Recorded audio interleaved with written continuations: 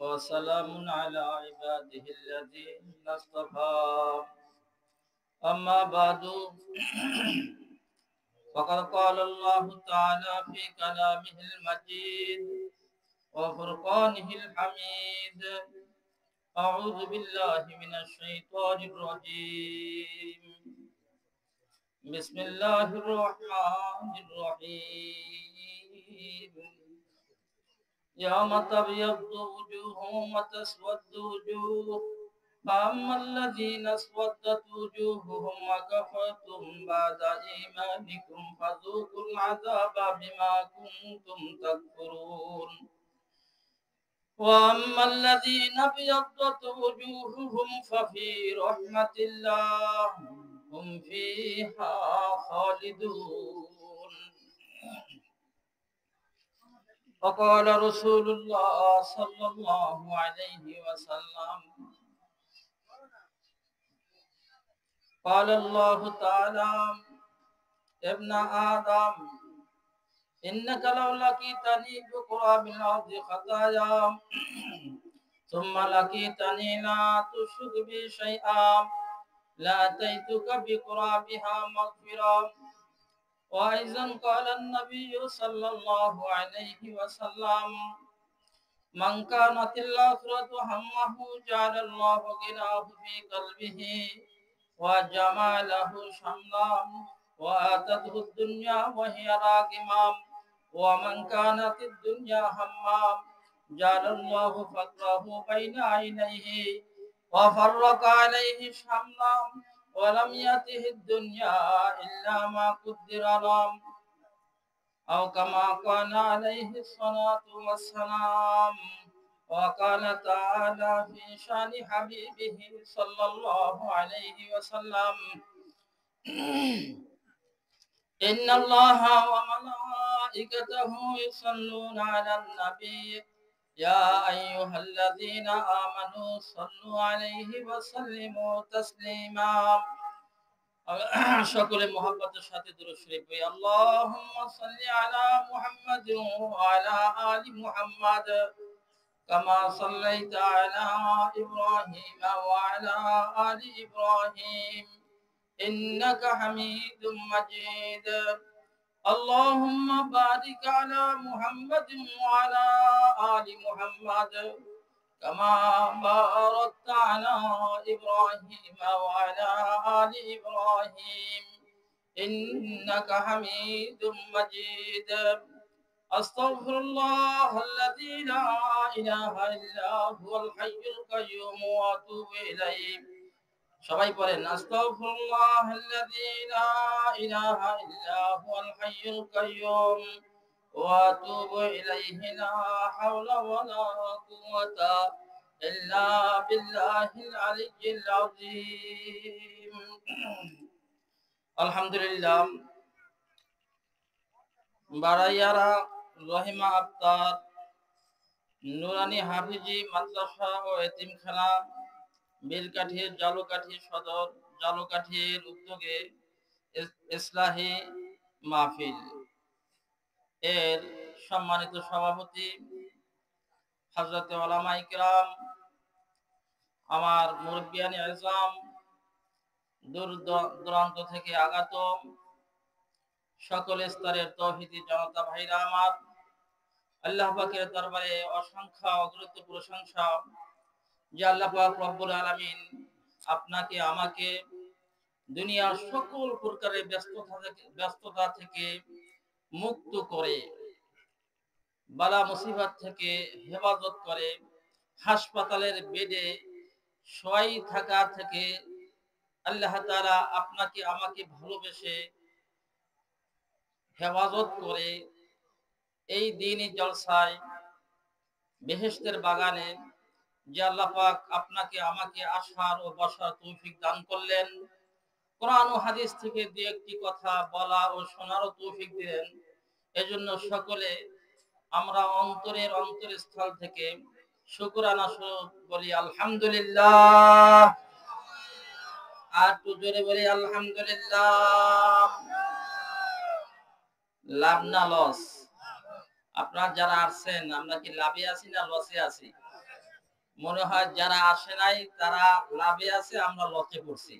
এই শীতের ভিতরে এখানে একটা বিলের ভিতরে, একটা মাঠের ভিতরে কনকনে শীত, এখানে বসে থাকা মনে হয় যে একটু লসের মতোই মনে হয়। লাভে আছে, লাভে আছে আলহামদুলিল্লাহ। আবার বলি আলহামদুলিল্লাহ, সুবহানাল্লাহি ওয়ালহামদুলিল্লাহ। তামলাউ মা বাইনাস সামাই ওয়াল আরদ। রাসূল কারীম সাল্লাল্লাহু আলাইহি ওয়াসাল্লাম ফি রিওয়ায়াতিন তামলাআনি মা বাইনাস সামাই ওয়াল আরদ। রাসূল কারীম সাল্লাল্লাহু আলাইহি ওয়াসাল্লাম বলেন যে যে বান্দা আমার যে উম্মত সুবহানাল্লাহ আলহামদুলিল্লাহ বলবে, তার সব দ্বারা সাত আসমান সাত জমিনের মাঝখানে যে ফাঁকা জায়গাগুলি আছে সম্পূর্ণ ফাঁকা জায়গাগুলি ভর্তি হয়ে যায়।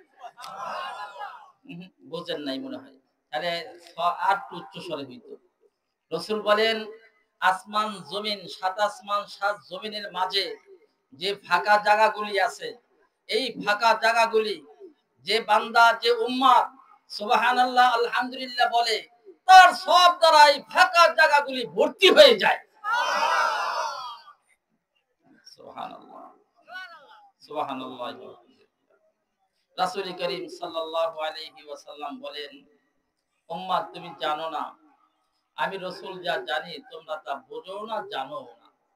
আমি রাসূল যা জানি এই কাজগুলি যদি তোমরা জানতা, এই বিষয়গুলি যদি জানতা, তো দুনিয়ার সব কিছু ছেড়ে দিয়া আখিরাতের জন্য সব পাগলের মতো আল্লাহ তাআলাকে কেমনে খুশি করা যায়, কিভাবে আল্লাহ পর্যন্ত পৌঁছে যায়, সবাই পাগলের মতো পাহাড় পর্বতে জঙ্গলে ছুটে চলে যাইতে।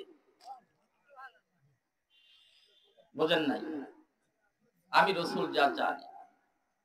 রাসূল করিম সাল্লাল্লাহু আলাইহি ওয়াসাল্লাম বলেন, আল্লাহ ওয়াল্লাযী নাফসি বিয়াদিহি লাউ তা'লামুনা মা আ'লামু লা যাহিকতুম কলিলান ওয়া লা বাকাইতুম কাসীরা। রাসূল বলেন, ওই সত্তার কসম যার কুদরতি হাতের মধ্যে আমার জীবন মোবারক, আমি যা জানি তা যদি তোমরা জানতা, তোমাদের মুখে আর হাসি আসতো না, তোমাদের সর্বদা চোখের থেকে পানি পড়তে পড়তে আখিরাতের জন্য তোমরা ব্যতিব্যস্ত হয়ে পড়তে। হযরত ওমর রাদিয়াল্লাহু তাআলা আনহু আল্লাহর ভয় কাঁদতে কাঁদতে চোখের পানি ফেলতে ফেলতে চোখে দাগ পড়াই ফেলছিল গালের ভিতরে। আমরা কি করি? এক হাদিসের মধ্যে আছে, রাসূল বলেন যে কোরআন হাদিসের মজলিসে বসে যখন দ্বীনের আলোচনা শোনা হয়, প্রত্যেকটি আলোচনার বিনিময়ে আল্লাহ তাআলা এক এক বছর নফল ইবাদতের সওয়াব দান করেন। হযরত আবু যার রাদিয়াল্লাহু তাআলা, সময় মাত্র 10 থেকে 15 মিনিট, এজন্য আমি লম্বা হাদিসের উপরে আলোচনা করব না, কিছু ভূমিকা আলোচনা করতেছি মাত্র। হযরত আবু যার রাদিয়াল্লাহু তাআলা আনহুকে রাসূল লক্ষ্য করে বললেন, ইয়া আবু যার লান তাকদুয়া ফাতালামা আয়াতাম মিন কিতাবিল্লাহ খায়রুল লাকা মিন আন তুসাল্লিয়া আল ফারাকা। ও আবু যার, তুমি যদি সকালবেলা কোরআনের আয়াত থেকে একটা আয়াত শিখতে পারো, একটা আয়াত শিখলে তোমার কি লাভ হবে তুমি জানো? শোনো, একটা আয়াত শিখলে আমার আল্লাহ তাআলা তোমাকে 100 রাকাত নফল নামাজ পড়ার চাইতে বেশি প্রতিদান দান করবে। 100 রাকাত নফল নামাজ পড়লে যে পরিমাণ সওয়াব হয়, আর এর চাইতে আল্লাহ তাআলা তোমাকে একটা কোরআনের আয়াত পড়ার দ্বারা তার চাইতে বেশি বেশি সওয়াব দান করবে। ওয়ালান তাকদুয়া ফাতালামা বাবা মিনাল ইলমি উমিলা বিহি আওলা আওলাম তুমাল তো খায়রুল লাকা মিন আন তুসাল্লিয়া আল ফারাকা। আর যদি তুমি কোরআন হাদিসের তোমার দ্বীনের উপরে চলার জন্য, দুনিয়ার থেকে ঈমান আমল নিয়ে কবরে যাওয়ার জন্য কোন বিষয় যদি তুমি শিখতে পারো, জানতে পারো, চাই তুমি ওই বিষয়টার উপরে আমল করতে পারো বা না পারো, আমল করো বা না করো, তারপর আমার আল্লাহ তাআলা তোমাকে কি পরিমাণ সওয়াব দিবে তোমার কি জানা আছে? কি পরিমাণ সওয়াব দিবে? 1000 রাকাত নফল নামাজ পড়তে পড়লে যে পরিমাণ লাভ হতো, তার চাইতেও আল্লাহ তাআলা বেশি সওয়াব তোমার আমল নামার মধ্যে আল্লাহ লিখে দিবে। কয়টা কথা শুনবেন না, এখানে মনে করেন আমাদের আল্লাহু আকবার। আধ্যাত্মিক লাইনের রুহানি জগতের শ্রেষ্ঠতম একজন আল্লাহর ওলি আসতেছেন এবং হযরত উলামায়ে কিরাম মাহফিলের শুরু থেকে এই পর্যন্ত আলোচনা করতেছেন, কত হাজারো কথা শুনতেছেন না? তো এই হাদিসের আলোকে প্রত্যেকটা কথার বিনিময় যদি আল্লাহ তাআলা, প্রত্যেকটা বিষয়ের বিনিময় যদি আল্লাহ তাআলা 1000 রাকাত নফল নামাজ পড়ার চাইতেও বেশি সওয়াব আল্লাহ দান করেন, তাহলে কত হাজার লক্ষ রাকাত নফল নামাজ পড়ার চাইতেও বেশি সওয়াবের আমরা কি হয়ে গেছি? অধিকারী হয়ে গেছি। আলহামদুলিল্লাহ, আলহামদুলিল্লাহ। আবার বলি আলহামদুলিল্লাহ, আলহামদুলিল্লাহ। ভাইজান, দুনিয়াতে আপনি আমি থাকবো না, দুনিয়া থেকে আজ আছি কাল থাকবো না, এই কবরের বাসিন্দা হওয়া লাগবে।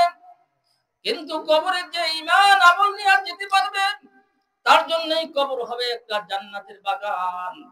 আর যে ব্যক্তি কবরে ঈমান আমল ছাড়া যাবে, তার জন্য কবর হবে একটা জাহান্নামের গর্ত। কি গর্ত হবে?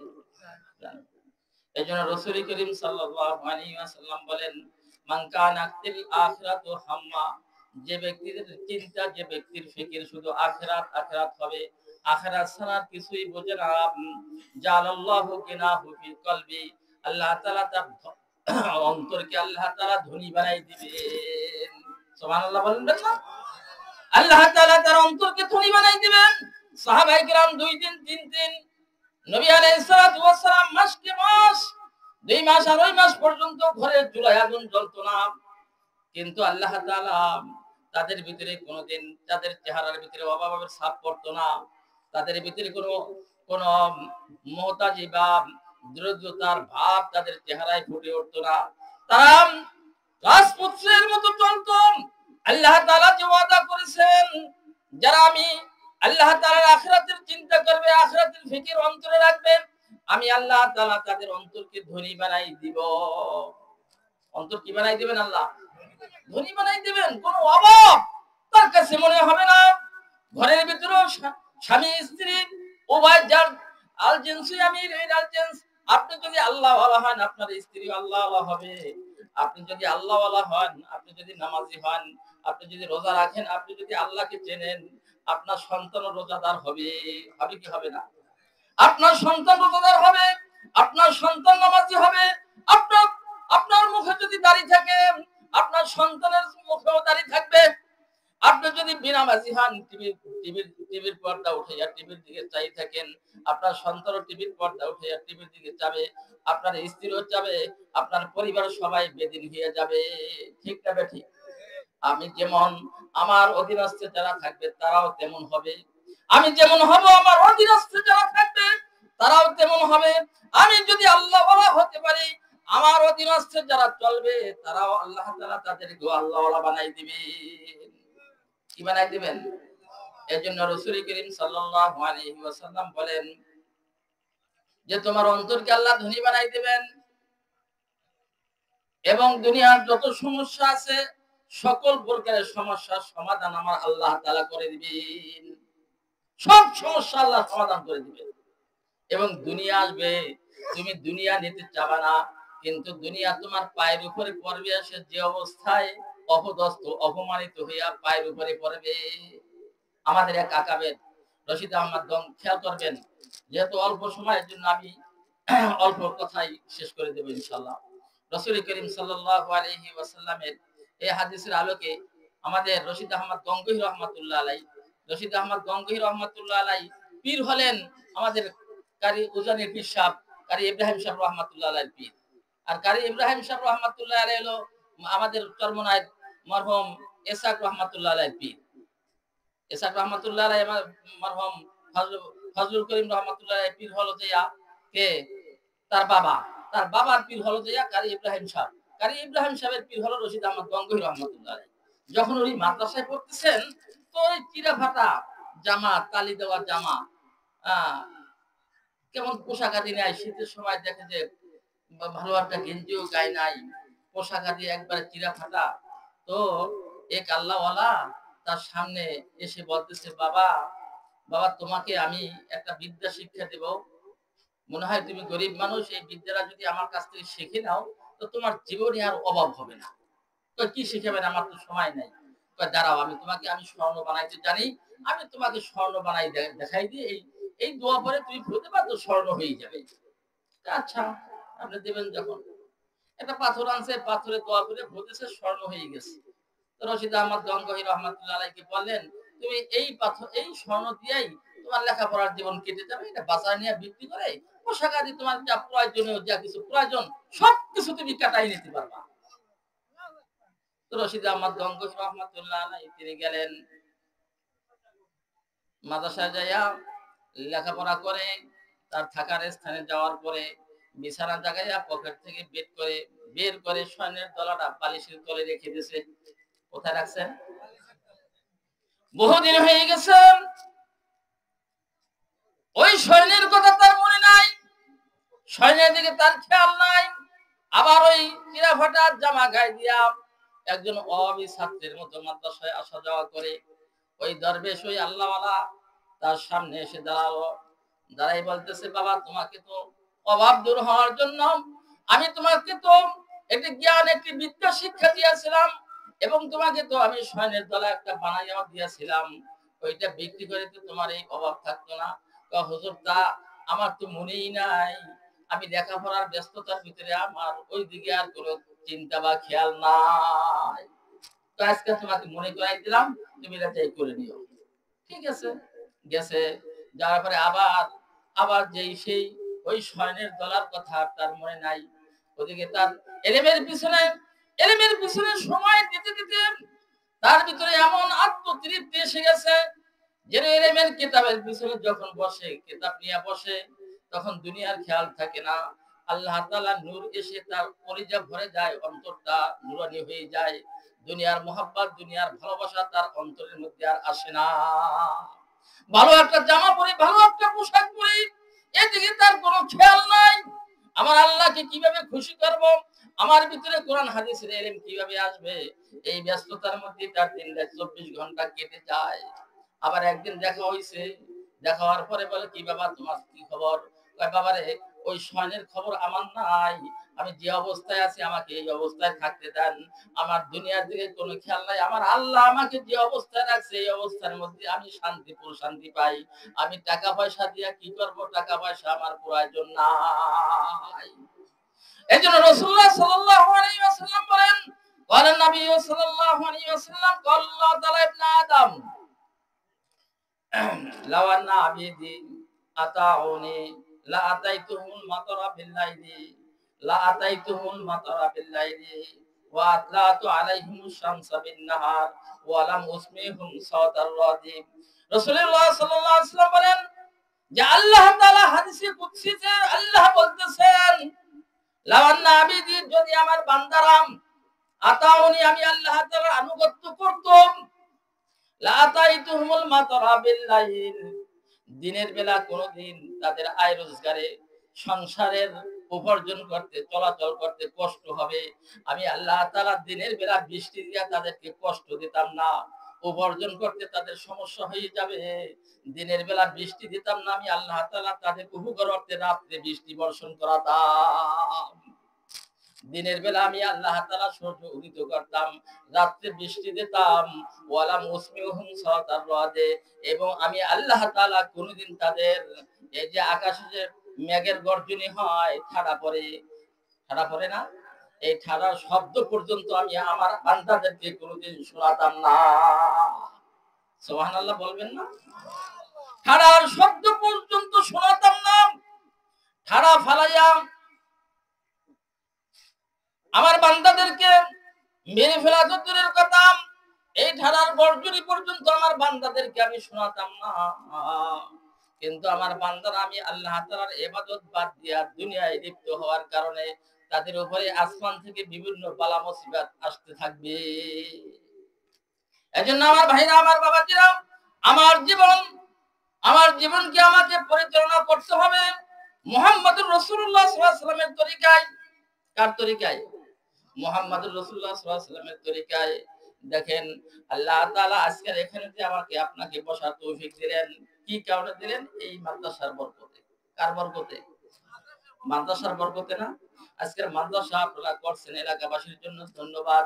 তাদের জন্য খোঁজখবরি মোবারকবাদী যে আপনাদের চেষ্টা প্রচেষ্টা একটা কবি মাদ্রাসার এখানে একটা ঘর উঠানো হয়েছে। এই মাদ্রাসার বরকতে এমন বরকত আমার আল্লাহ তাআলা আপনাদেরকে দান করবেন। এই মাদ্রাসার কারণে আল্লাহ তাআলা এই জমিন থেকে সকল প্রকারের বালা মুসিবত দূর করবেন। আল্লাহ তাআলা জমিনের মধ্যে এলাকার মধ্যে আসমানি বরকত এবং রহমত দ্বারা ভর্তি করে দিবে। হাদিসে আছে অনেক কথা, বলার সময় নাই।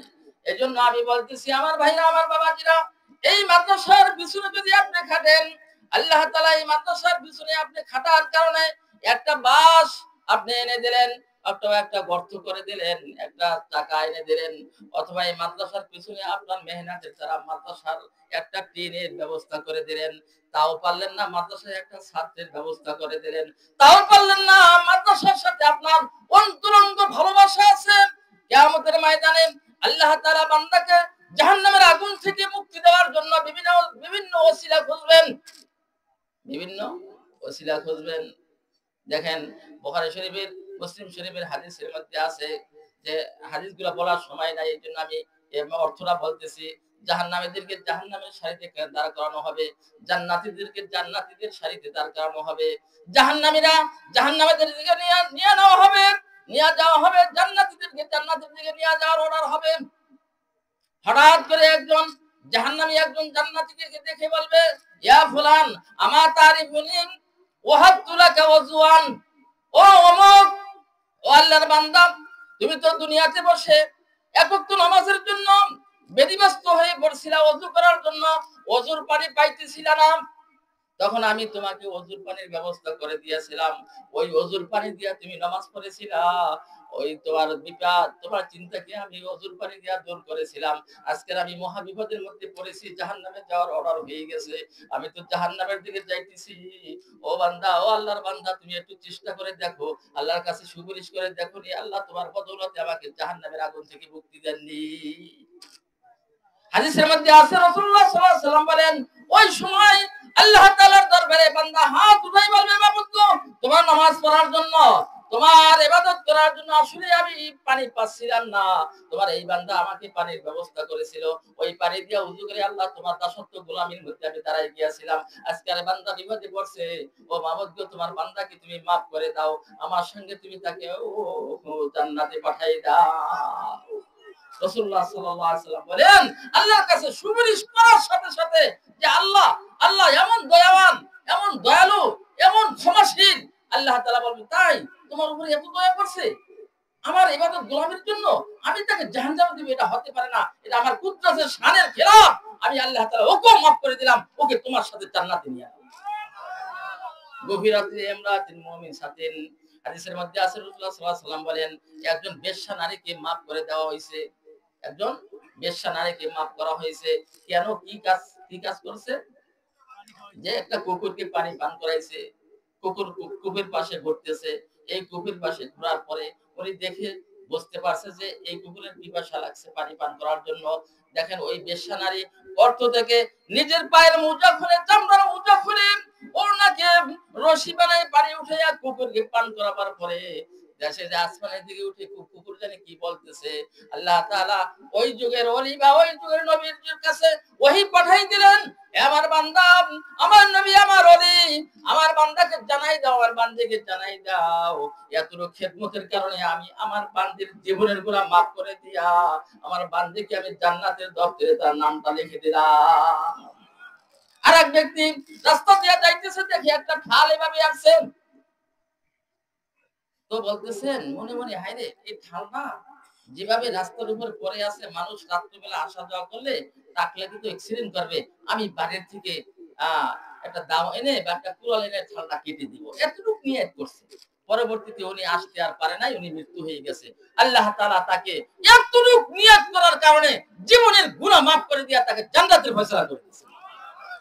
আর আজকের আপনার দিনের জন্য, কোরআনের জন্য, যেই কোরআনের জন্য আল্লাহ তাআলা আসমান জমিন সৃষ্টি করেছেন, যেই কোরআনের খাতিরে আল্লাহ তাআলা আপনাকে আমাকে দুনিয়াতে পাঠাইছেন, ওই কোরআনের খাতিরে, ওই কোরআনের বরকতে মুহাম্মদুর রাসূলুল্লাহ সাল্লাল্লাহু আলাইহি ওয়াসাল্লাম সাইয়্যিদুল মুরসালিন হয়েছে, শাফিউল মুজনিবিন হয়েছে, সব নবীর সর্দার হয়েছে, সমস্ত নবীজির উম্মত হয়েছে। আমাদের নবী মুহাম্মদ রাসূলুল্লাহ সাল্লাল্লাহু আলাইহি ওয়াসাল্লাম ওই কোরআন শিক্ষার জন্য যে আপনার দ্বারা আমার দ্বারা যদি একটা ছাত্র মাদ্রাসার উপকার হয়, একটা টাকার ব্যবস্থা করেন, একটা টাকার ব্যবস্থা করেন, একটা পুরা মাটি কেটে দেন, একটা টাকা মাদ্রাসার মধ্যে আপনি ফেলাইয়া পুরোটা টুকরো করে দিলেন, অথবা একটা ছাত্রের ব্যবস্থা করলেন, অথবা 10টা টাকা দিয়ে আপনি দিতে পারেন, আরেক ভাইকে বুঝাইয়া 10টা টাকার ব্যবস্থা করলেন, আল্লাহ তাআলা কিয়ামতের ময়দানে এই ওসিলার কারণে আল্লাহ তাআলা আমাকে maaf করতে পারবেন না? যে আল্লাহ তাআলা কুকুরকে পানি পান করাবার কারণে একটা বেশ্যা নারীকে যদি আল্লাহ maaf করতে পারে, আল্লাহর কোরআনের পক্ষে আমি কাজ করার কারণে আমার আল্লাহ তাআলা আমাকে কেন maaf করবেন না? করবেন কি করবে না? ইনশাআল্লাহ আমরা নিয়াত করতে পারি না যে ইনশাআল্লাহ মৃত্যু পর্যন্ত এই মাদ্রাসার জন্য আমার জান দিয়া, মাল দিয়া, সর্বশেষ দিয়া মাদ্রাসার খেদমত আমরা করে যাব। ইনশাআল্লাহ সবাই করতে পারি ইনশাআল্লাহ। আমরা কারা কারা পারি একটু আল্লাহকে হাত দেখান। আল্লাহু আকবার। আল্লাহ তুমি তোমার বান্দাদেরকে কবুল করে নাও। দুনিয়া থেকে ঈমান ও আমল সহকারে কবরে যাওয়ার তৌফিক দিয়া দিও। আল্লাহ তোমার খাস ওলি না বানাইয়া তোমার যে সকল বান্দারা তোমার এই দ্বীনি মজলিসে বসে হাত উত্তোলন করে ওয়াদা করলো, আল্লাহ তুমি তাদের হায়াতের মধ্যে বরকত দিয়া দাও, তাদের সম্পদের মধ্যে বরকত দিয়া দাও, তাদের থেকে সকল প্রকার বিপদ আপদকে দূর করে দাও। দোয়া করবেন আমার জন্য। আল্লাহ তাআলা আমাদের সকলকে দ্বীনের উপরে থেকে আল্লাহ তাআলা রাসূলের তরিকায় চলে ঈমান আমল নিয়া সকল গুনাহ maaf করায়ে যেন কবরে যেতে পারি। আল্লাহ এই তৌফিকটুকু আমাদের সকলকে দান করেন। আমিন।